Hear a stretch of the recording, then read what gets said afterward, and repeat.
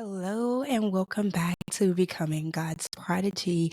I am really excited about today's episode because it's a season that I'm in for myself, and I'm just really excited to share with you guys. So we're going to talk about the waiting season.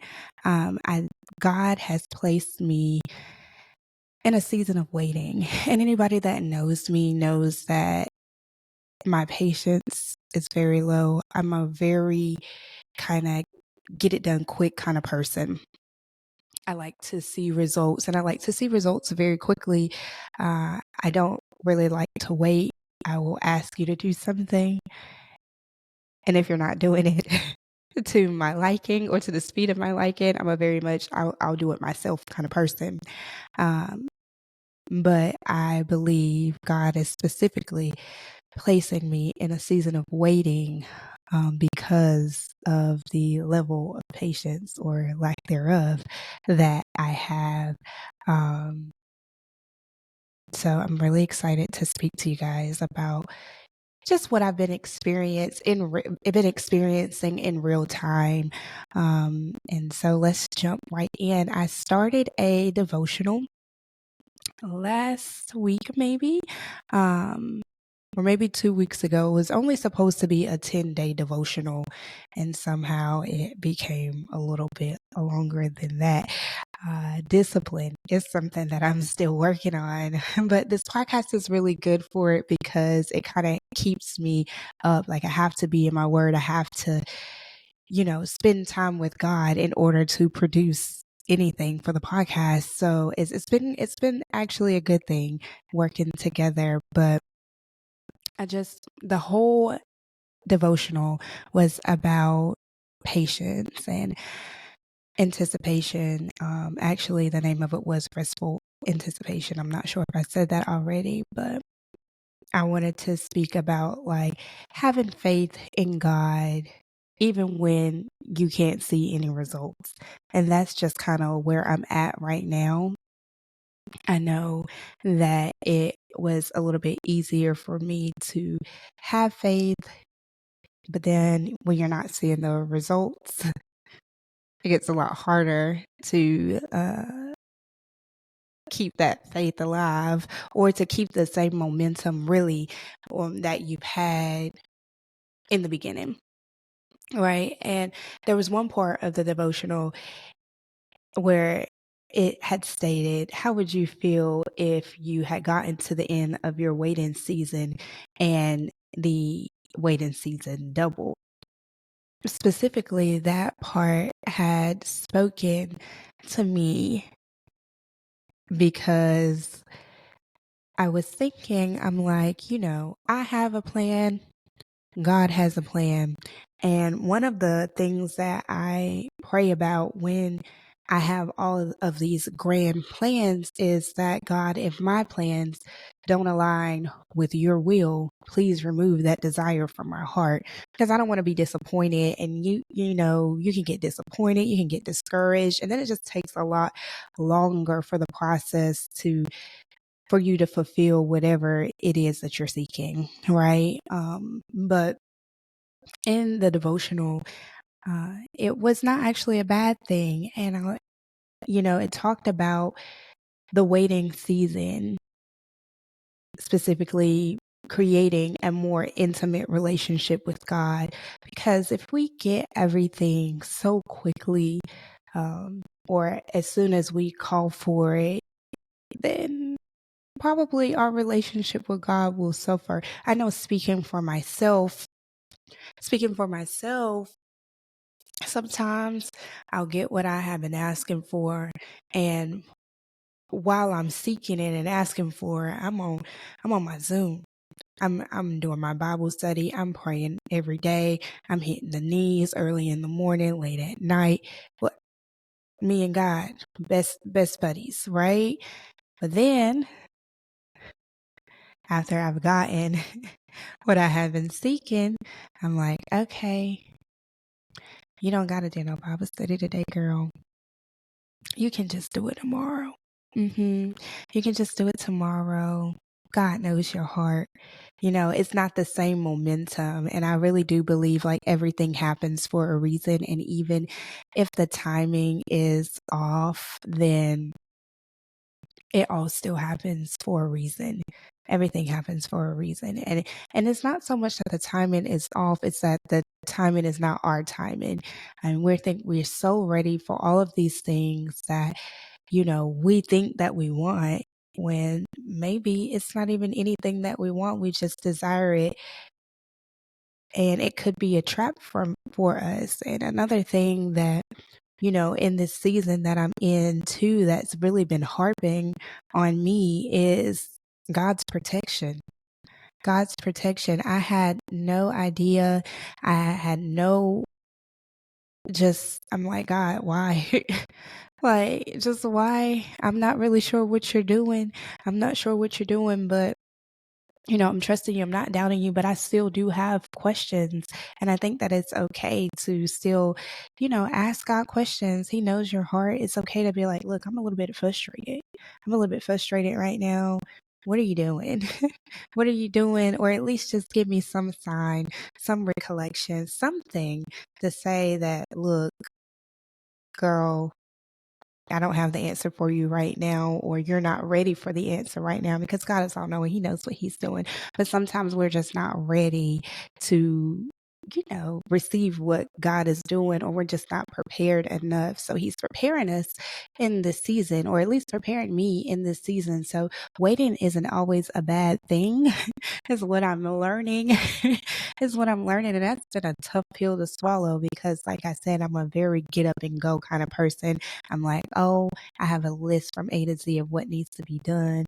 And I'm like, okay, well, we got today to get it done. That's it. That's all, I really wanted to speak on just during this season while I was doing this devotion.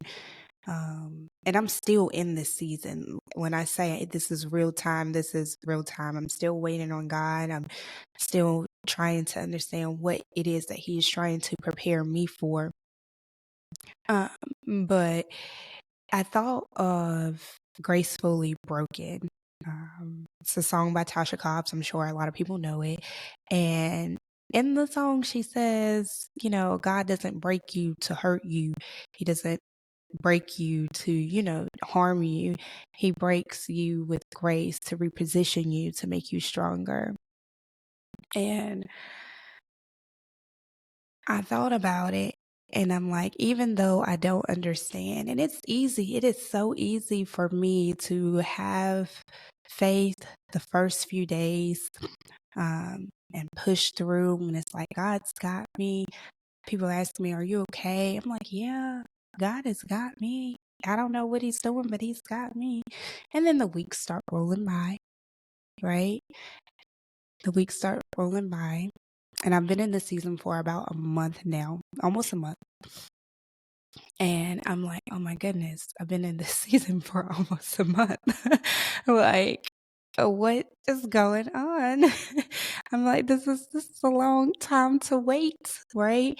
And so it's easy to get discouraged. But also too, while I was completing this devotional, it's like, don't be fooled, by the tricks of the enemy, the things that, can go through your mind. God has never forsaken me. He will never start forsaking me now. So even though we are waiting and the situations may seem like it's just never ending, you really can't see the light at the end of the tunnel. But just know that God is the light, right? He's leading us, He's guiding us, He's taking us to the next level, whether we see it or not. And it seems harder to me. It seems like the closer you get to whatever it is that God is trying to prepare for you, or the more prepared you are for your calling or the anointing that God has given you to walk in, the harder that it gets. I mean, the devil be coming out of everywhere. out of every single situation, out of just everything. And I'm just like, oh my goodness. Like, yeah, I'm like, God, I don't want to be on the strongest warriors list anymore. I don't want to be on the trials and tribulation list no more. Jesus, please.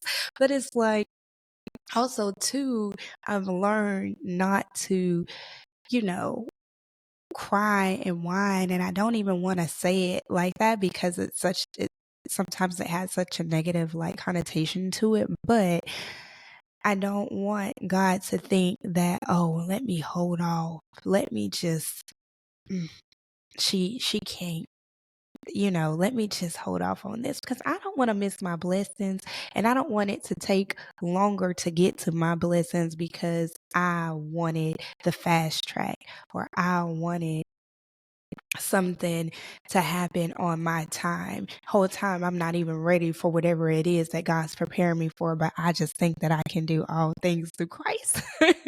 And yes, I can. And yes, I can do all things through Christ, but also too, you got to prepare.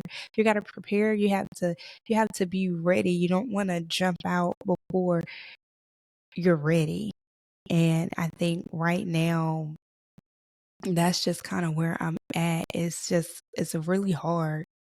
It is really hard. I will be lying if I didn't say how hard it is to wait on God, especially when you don't know what He's doing. But I will say this: every turn, everywhere, every way, God has been signing to me that, look, I got you. Whether I be just scrolling on Instagram, whether it on TikTok, whatever, there's been signs. Even speaking to my friends, it's like, oh, girl, God sent you to tell me that because, I don't talk about everything that I'm going through, which my closest friends know. But even still, like sometimes I'm just like, man, I just need to for real give it to God because I have a habit of giving it to God and then still worrying about it and complaining to my friends and family about it later. And I'm really trying, trying to change that over and not do that because it's like, what's the point of giving it to God and trusting Him, or saying that you trust Him, but you're still like worrying about it. You're still complaining about it. Pray about it. Really pray about it. And it's a lot harder as someone that's so used to doing that. It's a lot harder than I would have thought it would have been. Because, you just kind of want to talk about stuff that's going on in your life, whether it's negative, whether it's positive. Now, you might not tell all the details to everything that's negative, but you still want to talk about it. And it's easy to find yourself in a rotation of complaining, right? You might not even know that you're complaining, but it's like, okay, girl, give it to God. You said you gave it to God, give it to Him and let it be that. And so I'm just trying to do that. And also my friends, like I said, God's been like, look, I'm with you. Just wait on me. I'm with you. And everything that I have been seeing has just been like, God will never forsake you. Like, keep waiting on the Lord. He knows the plans that He has for you. Like all those kinds of things. Don't give up no matter what it looks like, kind of thing. And I'm really grateful for it because I feel like in those moments, when I see stuff like that, it's like I really needed that. And I didn't know how much I needed it until I saw it. So God is really always working. He's always doing something to just let us know that we're not alone. Even when we feel alone, we're not alone. He's always doing something in the background. And I'm just grateful for it. I'm just grateful for it. I still don't know what God is doing for me, but I am grateful for it. I really am. I know in the devotional restful anticipation, and y'all, it's on the Bible app. So if you want to, it's a 10-day devotional. If you want to go through it, it's really good. It's really good for your waiting season. And it talked about Jacob and Laban and his daughter Rachel, and just how much he just kind of tricked Jacob, I guess, into more work for the hand of his daughter, and just talking about like how we wrestle with God because His presence and His promises feel so far away. And I remember in the devotional, it was like, but what if it's the opposite? Like there is no such thing as a long distance wrestling. And it gave an example of how close in proximity you have to be to wrestle with someone. So, like I said, even when we don't feel like God is near, He's near.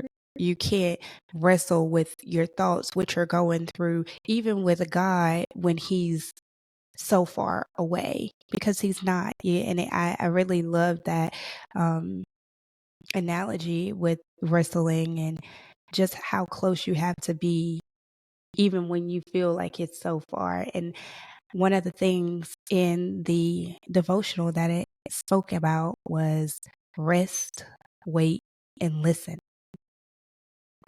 And that's something that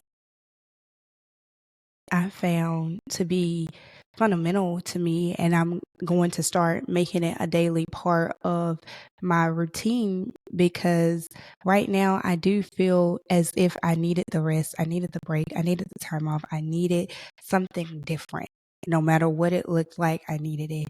I said already, I'm in the waiting season. I'm in the waiting season. And now I feel like I'm in the waiting season, which also works in conjunction with listening for what God has to say to you. So I can be a very good listener, and sometimes I cannot be a very good listener. But that's just all honesty. So I'm trying to live by that rest, wait, and listen, to just kind of renew myself, renew my relationship with God, and trying to lean on His direction so that it can change, my life, and not only just change my life for a season, but also change my life forever, to just kind of instill that thought process within my daily living so that it's something that will become habitual, right? So that I will continue to stick to it. It's not something that I will stray from, right? Or stray from so easily, because we fall down, but we get up. We do. And I just wanted it to be something that I could share with you guys, because like I said, it's been something that made me kind of content, not complacent. Now I'm going to still work. I'm going to still try to, see what I can do as much as I can on my end, but it's made me content with where I am in this season and where I may be going, which I still don't know that, but I'm just like, look, it's in God's hands. He's not going to take me anywhere that He doesn't feel that I belong, or that He hasn't prepared me for. So, and one of the quotes, y'all have to go. It's restful anticipation. Y'all have to go read this devotional. It's 10 days long. It's on the Bible app. And one of the quotes in the devotion was that waiting is a part of the process of becoming what God wants us to be. And that quote made me appreciate the waiting season and just the wrestle and the tussle with God that I was having about my waiting season, because God is preparing me for whatever it is, whatever plan that He has, and I am okay with that, because I know whenever the opportunity presents itself, whenever the door opens for me, I will be ready. I will be ready because I waited, I rested, I listened to God. So I'm just really excited to see what He is doing and what journey He's going to take me on next. And, while I was going through this devotional, they spoke about the Israelites being liberated from slavery, and how they were complaining, when they were traveling. And it said that missing the familiarity and predictability of our old lives is what they were doing. And I said, because before, honestly, I could predict what my day was going to look like, whether it be chaos, whether it be smooth or calm. I had some idea of what my day was going to look like, my weeks were going to look like. Now I don't know. This is a very unfamiliar lifestyle or way of living for me right now. But I don't want the idea of familiarity or predictability to hinder me from what God is trying to deliver me from or grow me in.